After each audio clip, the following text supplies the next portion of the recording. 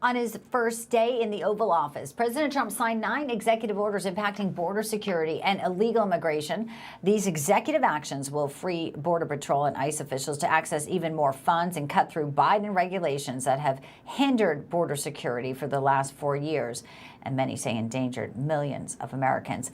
So how successful will these orders be, and how will they be enacted? Let's bring in now a senior research fellow in the Border Security Immigration Center over at the Heritage Foundation, Simon Hankinson, with us.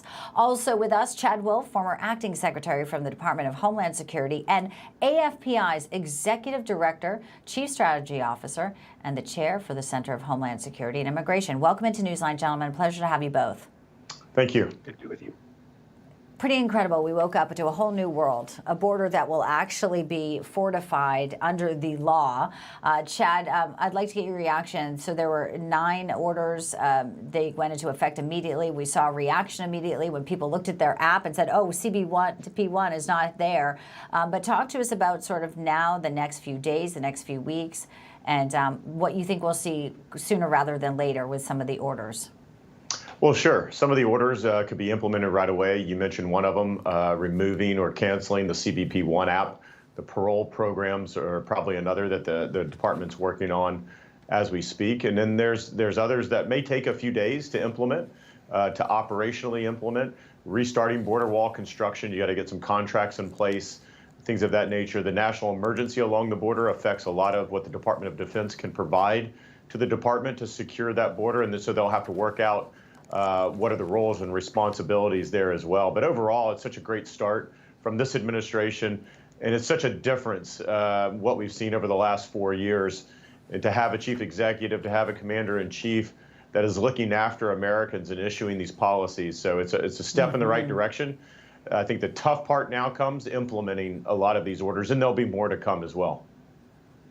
Indeed. It can't come soon enough for many people. Sadly, on this very important day where our president was inaugurated, we saw, and I had to report on, a U.S. Border Patrol agent on the northern border who was shot in the neck, and he died. It was an illegal alien who had overstayed a visa, according to early reports, Simon.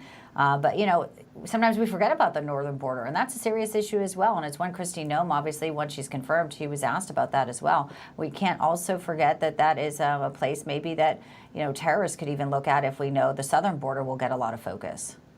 Absolutely. It's a 5,000-mile border. And if you look at the numbers, the number of terrorists caught at the northern border used to be much smaller, and now it's gone up, possibly because it's much easier to get in. About 23,000 people caught coming south illegally from Canada last year, and only 1,000 caught heading north. There are about 5 million people in Canada who are there on short-term visas that expire this year. They've only deported about 16,000 a year, and a lot of those people say they don't want to go home. So we could be looking at a bit of a problem later this year coming down south from Canada.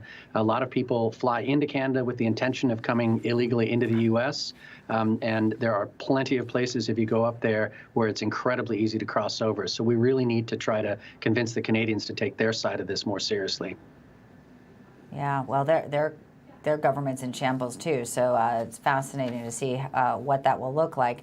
You know, it's important when we talk about, you know, the changes. One thing that is remarkable is all of this, Chad, could have been done. You know, designating cartels as terrorist organizations is not hard to do, because that is exactly what they are. We had an administration that wanted open borders. We all know that. Too many people have lost their lives.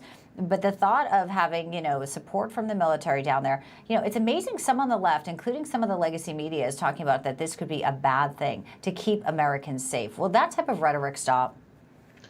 Well, unfortunately, I don't think so. But you're exactly right. Look, the Biden administration over 4 years could have taken any number of these actions. They could have taken a small fraction of them, but they chose not to. And I think this comes back to leadership. And President Trump, time and time again, has shown that he's willing to make these difficult calls, because he's willing to put Americans first. He's willing to look after Americans. And so if you go back to the rhetoric of the Biden administration, almost everything they did, they talk about what was best for illegal aliens and what was best about foreign nationals, not what was best for Americans. And I think that's really the change that we saw yesterday in putting a lot of these executive orders in place, is what is best for Americans. And that, as we heard during his speech, will be his sort of guiding principle.